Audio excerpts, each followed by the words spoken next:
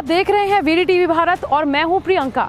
दिल्ली हो या मुंबई, महानगरों में गैंग वॉर बहुत चलता है और यहाँ गैंगस्टर्स का काफी बोलबाला होता है, क्योंकि इन बड़े महानगरों में बेशुमार दौलत, बेशुमार शोहरत और पावर होती है। गैंगस्टर्स को पता है कि अगर उनको अपना रौब चलाना है, अपनी हुकूमत चलानी है, तो इससे बेहतरीन जगह कोई और नहीं हो सकती। इसलिए इनके टारगेट पर सबसे पहले होती है बड़ी जगह, वो बड़े इलाके जहाँ ज्यादा लोग रहते हैं, ताकतवर लोग रहते हैं और यहाँ बैठकर ये अपनी जुर्म की दुनिया का विस्तार करते हैं। आज आपको हम अपनी बायोग्राफी गैंगस्टर सीरीज में एक ऐसे ही क्राइम के बेतहास बादशाह की कहानी बताने जा रहे हैं, जिसका नाम है संदीप उर्फ काला जठेड़ी। और उसे अब संदीप नाम से ही बुलाते थे, लेकिन बचपन से ही उसे अपराध करने का चस्का चढ़ गया था और वो देखते ही देखते अपनी जवानी की दहलीज पर कदम रखता, उससे पहले ही उसने जुर्म की दुनिया में कदम रख दिया। और ऐसे ही आगे चलकर उसका नाम काला जठेड़ी पड़ा, क्योंकि जठेड़ी उसका गांव था और देखने में रंग रूप में वह थोड़ा सांवला था, इसलिए लोग खौफ में उसको काला जठेड़ी बुलाने लगे थे।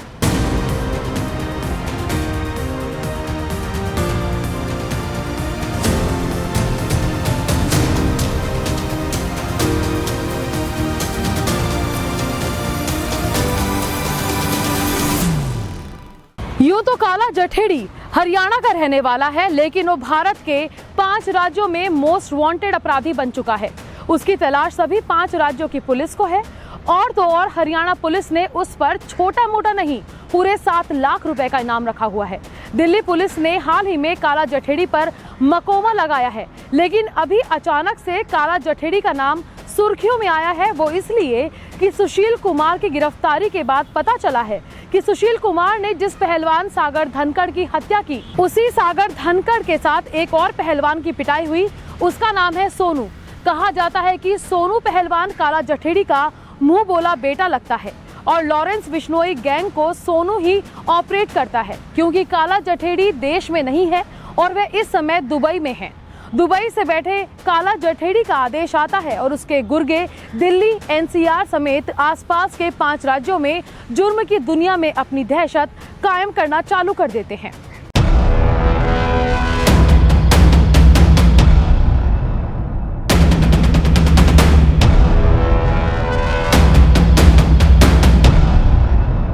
जिन राज्यों में काला जठेड़ी गैंग के नाम की दहशत है, उनमें सबसे ऊपर नाम है हरियाणा का। उसके बाद राजस्थान, पश्चिमी उत्तर प्रदेश, उत्तराखंड, पंजाब, ये वो 5 राज्य है जहां पर काला जठेड़ी के आतंक ने कई लोगों को मौत के घाट उतार दिया है। इस गैंग का प्रमुख काम है जमीनों पर कब्जा करना। ये पहले रेकी करके वीआईपी लोकेशंस पर जमीन ढूंढते हैं कि किस जगह जमीन की क्या कीमत है, उसके कागज, उसके मालिक का पता लगाते हैं, जहां आसानी से कब्जा किया जा सके। देखते ही देखते इसके गुर्गे पहले वहां पर पहुंचते हैं और आहिस्ता आहिस्ता सब अपने कब्जे में ले लेते हैं। आप इनसे कानूनी तौर पर भी नहीं जीत सकते और आप इनसे बाहुबल में भी नहीं जीत सकते। सुशील कुमार की वजह से ही आजकल काला जठेड़ी का नाम फिर से सुर्खियों में आया है। कहा जाता है कि सुशील को भी आजकल चाव था काला जठेड़ी बनने का, डॉन बनने का। इसी के चलते सुशील ने एक दिन काला जठेड़ी से हाथ मिला लिया। दोनों ने मिलकर जमीन का व्यापार भी शुरू कर दिया। यहाँ तक कि दिल्ली के रोहिणी इलाके में, जिसका नाम था M32, इस फ्लैट को काला जठेड़ी और सुशील ने मिलकर खरीदा। उसी फ्लैट पर काला जठेड़ी ने अपने गुर्गों को रख दिया। सोनू कुमार, जो कि काला जठेड़ी का मुंह बोला बेटा है, वो भी उसी फ्लैट पर रहता था। धीरे धीरे सुशील कुमार और काला जठेड़ी में अनबन शुरू हो गई। अनबन शुरू हुई तो उस फ्लैट पर कब्जे को लेकर।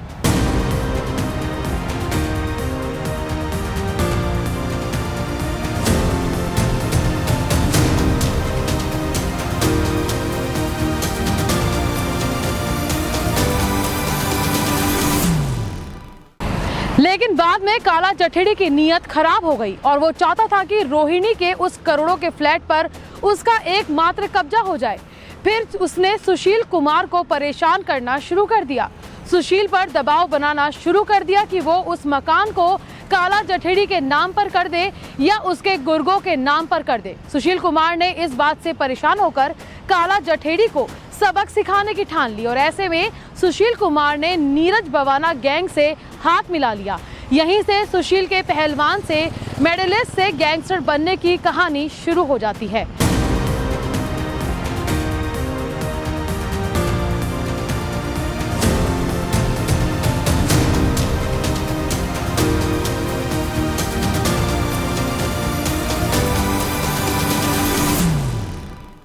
जठेड़ी ने 12वीं तक की पढ़ाई की और उसके बाद केबल ऑपरेटर का धंधा शुरू कर दिया और देखते ही देखते उसने जुर्म की दुनिया में अपना कदम रख दिया और सन 2009 में हरियाणा के सांपला में एक वारदात को अंजाम दिया गया। वारदात के दौरान एक बड़ी लूट की घटना हुई। बाद में पता चला कि इस घटना के पीछे लॉरेंस बिश्नोई गैंग का हाथ है। फिर पड़ताल में आगे पता चला कि काला जठेड़ी ने इस घटना को अंजाम दिया था। इस घटना के बाद लॉरेंस बिश्नोई जेल चला गया। लॉरेंस के जेल जाने के बाद उसका जो दोस्त था राजू बसौदी, वो थाईलैंड में बैठकर लॉरेंस बिश्नोई गैंग को ऑपरेट करने लगा। कहा जाता है कि जब से काला जठेड़ी ने इस गैंग की कमान संभाली तब से वो हिंदुस्तान छोड़कर भाग गया और उसके लिए उससे रास्ता चुना नेपाल का। नेपाल के रास्ते वो थाईलैंड गया, मलेशिया गया और अब दुबई में बैठकर लॉरेंस बिश्नोई गैंग को चला रहा है। लॉरेंस बिश्नोई का दाहिना हाथ कहलाता है काला जठेड़ी। पर ऐसा नहीं था कि काला जठेड़ी कभी पुलिस के हत्थे नहीं चढ़ा हो। वो पुलिस के हाथ आया भी। 2 फरवरी को गुड़गांव पुलिस काला जठेड़ी को लेकर फरीदाबाद कोर्ट पहुंची थी। कहा जाता है कि उसे वापस लाया जा रहा था, तभी पुलिस की गाड़ियों पर ताबड़तोड़ फायरिंग हो गई।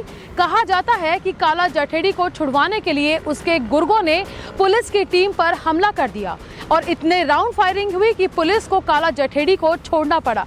जब से पुलिस पर उसको छोड़ने का आरोप लगा है तब से पुलिस उसको पागलों की तरह ढूंढ रही है।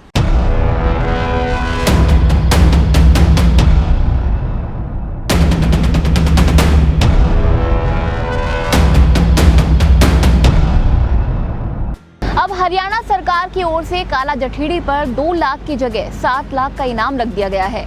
क्राइम की दुनिया में तजुर्बा बहुत मायने रखता है।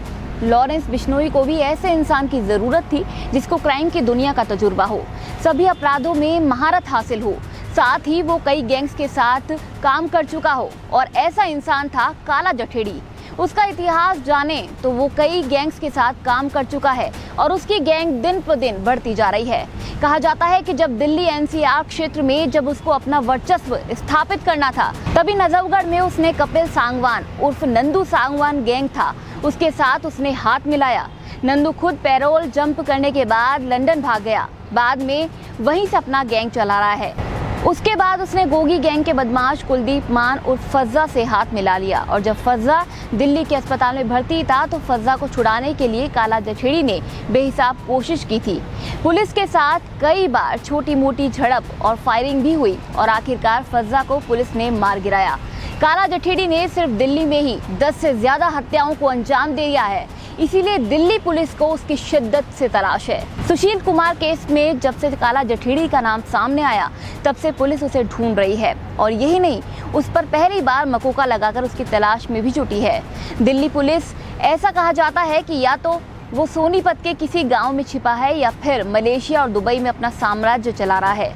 सुशील ने पुलिस को पूछताछ के दौरान कुछ नए गैंग्स के बारे में भी बताया है और काला जठेड़ी तक पहुंचने के लिए पुलिस इन्हीं गैंग्स का सहारा ले रही है।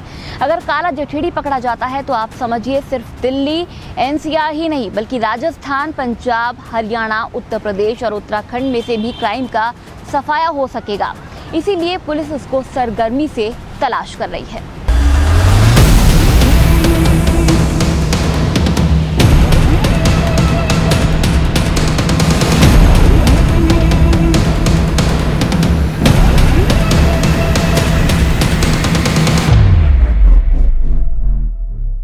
आज आपने हमारी गैंगस्टर बायोग्राफी सीरीज में देखा काला जठेड़ी के बारे में।